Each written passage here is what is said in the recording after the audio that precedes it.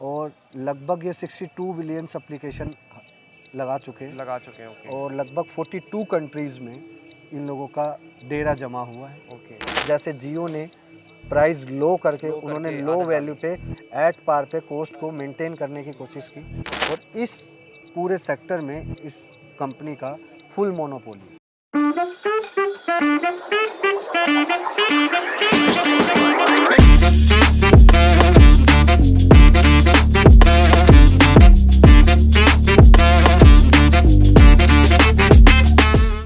So very good evening दोस्तों। ठीक है, आज हम आए हैं, वीज़ा मंदिर बोला जाता है बेसिकली। ठीक है, हैदराबाद में ये मंदिर है जिसको लोग ऐसा मानते हैं कि जिन लोगों के वीज़ा अप्लाई नहीं हो रहे ना, तो वो यहाँ पर आकर अपनी विशेस करते हैं, जिनसे ऐसी है इनका विश्वास कि उनका वीज़ा अप्लाई हो जाता है। तो इसी से रिलेटेड मुझे एक बात याद आई कि हमारे शेयर मार्केट में भी एक ऐसा शेयर है जो इस चीज़ का प्रॉपर रेगुलेट करता है। ठीक है, तो उस चीज़ के बारे में हम जानते हैं पंकज सर से। पंकज सर। यस सर, जैसे कि आपको पता है आज हम आए हैं बालाजी टेम्पल। हाँ, चिलकुर चिलकुर बालाजी है हाँ, ना, तो इसको वीज़ा टेम्पल भी बोला जाता है। राइट। ठीक है, और वीज़ा टेम्पल आपको पता है कि हमारी मार्केट में एक ऐसा शेयर तो लिस्टेड है, तो वो राइट आप व्यूअर्स को बता दो कौन सा ऐसा शेयर है और उसमें यार, कैसा स्कोप है। BLS इंटरनेशनल का नाम सुना है? हाँ, BLS BLS international. International is globally top 3 companies में आती है जो वीज़ा सर्विस प्रोवाइड करती है। ई वीज़ा, वीज़ा, आपका बायोमेट्रिक, पासपोर्ट और आपका रिटेल सर्विस, ऐसे 2-3 सर्विस और हैं, एग्जैक्टली मेरे को याद नहीं है। ई गवर्नेंस करके भी एक वो है। आपको पता है BLS के लगभग 27,000 सेंटर हैं। 27,000 सेंटर दिल्ली में है या और ग्लोबली है, ग्लोबल। ठीक है। और इंडिया में 5 से 6 सेंटर हैं। दिल्ली, उत्तर प्रदेश, कर्नाटका, 2 मुझे याद नहीं है, ठीक है, 2 मुझे याद नहीं है। और लगभग ये 62 बिलियन एप्लीकेशन लगा चुके हैं ओके और लगभग 42 कंट्रीज़ में इन लोगों का डेरा जमा हुआ है, ओके। ठीक है, जो ग्लोबली बड़े बड़े सेंटर्स इन्होंने खोले हुए हैं। आप ये देखो कि इट्स ओनली वन कंपनी जो NSE और BSE में दोनों लिस्टेड है। अदरवाइज वीज़ा पासपोर्ट सर्विस बनाने वाली कंपनियां लिस्टेड नहीं है। और इस पूरे सेक्टर में इस कंपनी का फुल मोनोपोली। अगर मेरी बात मानो तो देखो, अगर लोगों को बहुत कम पता होता है इन शेयर्स के बारे में, राइट। ठीक है, आपने ये बोला, लकीली ये मेरे पोर्टफोलियो में है। आज से 1.5-2 साल पहले मैंने ये लिया था और मेरे पोर्टफोलियो में भी है, जिसका मुझे आई थिंक बोनस शेयर का भी बेनिफिट मिल चुका है। तो राइट, सो हम लोग कैसे किसी भी चीज़ से में आगे बढ़ सकते हैं। देखो, ये आप इसको वीज़ा इंडस्ट्री वाला बिजनेस की तरह मत सोचो। इस इंडस्ट्री से और भी बिजनेस जुड़े हुए हैं, एयरलाइंस, होटल्स, राइट। अब जनरली लोग जाएंगे, घूमने जाते हैं, वेडिंग का सीज़न है, वीज़ा लगवाएंगे, वेडिंग होगी लोगों की, हनीमून पे जाएंगे, वीज़ा लगवाएंगे, बाहर जाएंगे, होटल। राइट, तो इसमें आप बोल रहे हो कि इसके साथ साथ एयरलाइन बिजनेस पे भी इफेक्ट पड़ता है। राइट, आपका होटल इंडस्ट्री का है। आप देखो ना, कोविड में जो 5 स्टार होटल, आपको मैं दुबई की बात करता हूँ, तो दुबई में अटलांटिस करके एक होटल है। कोविड के दौरान में वो होटल 12-13 हज़ार रुपये पर नाइट पे मिलता था। फिर मैंने एक बार दोबारा चेक किया था, वो 26,000 था। अब जाकर चेक करो, it's more than above 1 lakh. Okay, बहुत फ़र्क है। ठीक है, तो आप थिंक अबाउट इट कि होटल इंडस्ट्री को लॉस, हमें लगता है कोविड के दौरान में उन्होंने लॉस फेस किया, बट दे आर चार्जिंग ट्राइस। एक फैक्ट आपको बताता हूँ, एक बार हम चंडीगढ़ से शिमला गए थे, तो रास्ते में होटल बुक करते हुए गए थे, रेडिसन का 7,000 रुपये, 7.5 का वो दिखाया था। करते करते पहुँचते पहुँचते वो 21,000 हो गया।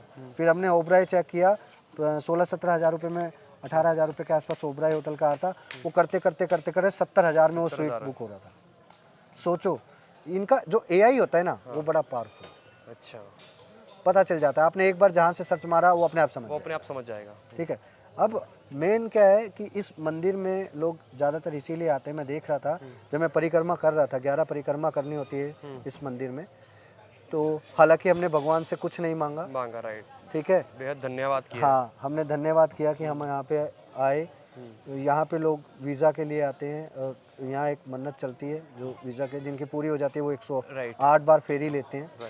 तो मुझे बहुत अच्छा लगा कि लोगों में आस्था है। राइट। और आपने एक चीज़ नोट की होगी, अंदर वो लोग कुछ पेपर पे नोट हाँ, भी कर रहे थे, वो और लोगों के पास एक कार्ड राइट, था और जिसमें वो वो एक डेफिनेटली चौक 108 पूरा होने बार, के बाद हाँ, टिक मार रहे थे।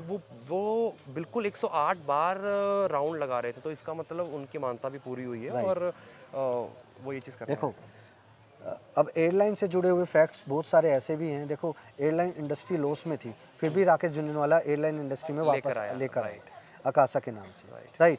अब आप मेरे को एक बात बताओ, जब इंडस्ट्री लॉस में तो राकेश झुनझुनवाला सर क्यों आए? राइट, ये क्योंकि वे, लॉजिक तो मेरे को पता है, बट आप एक बार इनको बता नहीं दीजिए। पहले आप बताओ फिर मैं बताऊंगा देखो, सही है गलत। हाँ, जहाँ तक मुझे पता है कि राकेश जी सीए थे by right, chartered profession, accountant थे राइट। वो। तो उन्होंने गो फर्स्ट और स्पाइस जेट और जेट एयरवेज की बैलेंस शीट को रीड कर लिया था पहले से ही। उनको राइट। ये समझ में आ गया था कि ये कंपनी ज़्यादा देर तक सस्टेन नहीं कर पाएगी मार्केट में, राइट। सो डैट इसलिए वो इस मार्केट में अपनी अकाशा एयर लॉन्च की लेकर आए। उन्होंने। अब मैं कहानी का दूसरा हिस्सा बताता हूँ आपको।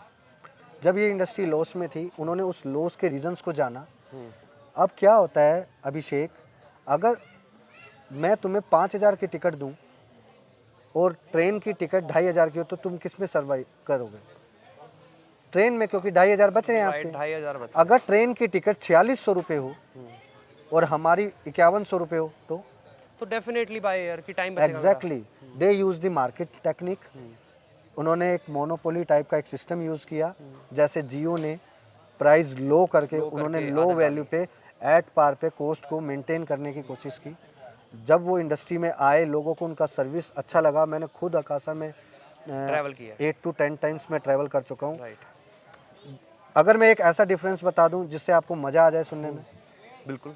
जो सीट लैग का डिफरेंस होता है ना, बहुत है, ये मैंने फील किया। ये राइट। विस्तारा में हाँ। और अकाशा। अकाशा में, मुझे लगता है विस्तारा में ज़्यादा है, अकाशा में थोड़ा कम है। लेकिन बट फिर भी इंडिको, कंफर्टेबल गो है। एयर, एशिया, ये इनमें बहुत ही इन सीट सबसे ज़्यादा लेग है। स्पेस कम है, राइट। और उनका तो लेग स्पेस लेने के लिए 1200 और सबसे 1500 बड़ी एक्स्ट्रा देना बात पड़ता आप है। अगर देखना, इन लोगों ने एरोप्लेन के अंदर जो सर्विसेज प्रोवाइड करते हैं, लाइक एयर होस्टेस या वो लोग, वो बड़े नॉर्मल्स हैं। Right, cabin cabin crew, crew.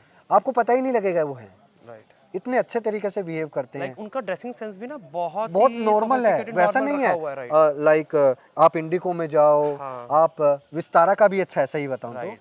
Air India का भी अच्छा है, साड़ी टाइप का है। बट मैंने पर्सनली 4-5 एयर कंपनीज में ट्रैवल किया, तो कहीं कहीं मुझे ऐसा लगा नहीं, बहुत ज़्यादा दिखावा ज़्यादा है। दिखावा जा रहा है, like right. IndiGo. Right, like IndiGo, AirAsia, हाँ, और आपका गो एयर, और एक और है, मेरे को नाम ध्यान नहीं है। ठीक है, तो इस तरीके से ये लोग भाप गए थे कि हमें कॉस्ट कटिंग का तरीका मिल चुका है, बस उसके ऊपर वर्कआउट करो, वर्कआउट करना। ज़्यादा पैसे ना खर्चा किया जाए। अब ऐसा नहीं है, मुझे भी इस बात का अंदाज़ा तब हुआ जब मैं दिल्ली से हैदराबाद आ रहा था, और वही प्लेन बेंगलोर से दिल्ली आया था। पहले तो ऐसा लगता था कि जो प्लेन जहाँ से जा रहा है वो वहाँ वहीं से पर आ रहा आता है। समझे मेरी बात, कि भाई ये प्लेन दिल्ली से हैदराबाद आ रहा है तो हैदराबाद से दिल्ली आएगा, ये ज़रूरी नहीं है। उन्होंने कस्टमर की डिमांड देखी हाँ। कि भाई दिल्ली, वापस दिल्ली आने के बाद मेरे पास अगला जो फ्लाइट का टिकट है, डिमांड कहाँ पर है, ज़्यादा है। मैं उसी को उसमें रूट कर दिया। मुझे वापस से बेंगलोर की नहीं मिली, तो उन्होंने डायरेक्ट न्यू दिल्ली से हैदराबाद कर दी। तभी तो मैं, तुम्हें याद हो, मैं कह रहा था यार ये हमारी फ्लाइट है क्या, तो बेंगलोर से आ रही है, ये बेंगलोर की अनाउंसमेंट क्यों कर रहा है, तो समझे। तो ये बात है गाइस। सुनो, अभी यहाँ पे अंधेरा हो चुका है, और ना मुझे लग रहा है वो लोग हमारे कैमरे के बारे में ही बात करें, वो हमारे पास आने वाले हैं। हाँ। होटल इंडस्ट्री से जुड़ा हुआ फैक्ट और एयरलाइंस आपको इंडस्ट्री बाद में से बिल्कुल explain पूरा जुड़ा हुआ फैक्ट ना मैं पूरा डीपली एक्सप्लेन करूंगा आपको, Right. और आपको समझ के पता लग जाएगा कि एयरलाइंस इंडस्ट्री और होटल इंडस्ट्री कितना जरूरी है। कितना जरूरी है। राधे राधे।